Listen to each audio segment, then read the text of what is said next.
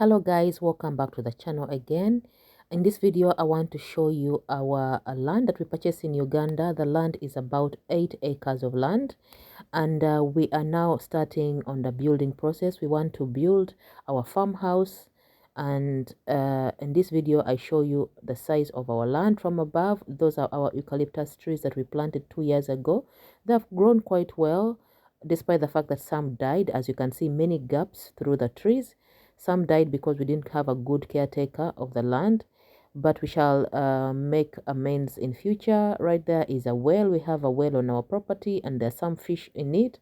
And that is our building site. That's going to be our building site. You can see some materials already delivered. That is the box where the home is going to come and sit. That's where we're going to construct the house.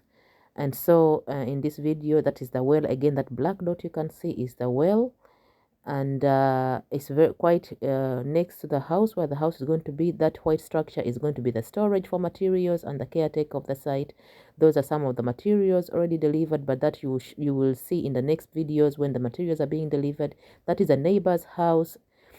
This is an off-grid house, so we don't have many neighbors. In fact, we have like 2 neighbors, and the rest of the land is free.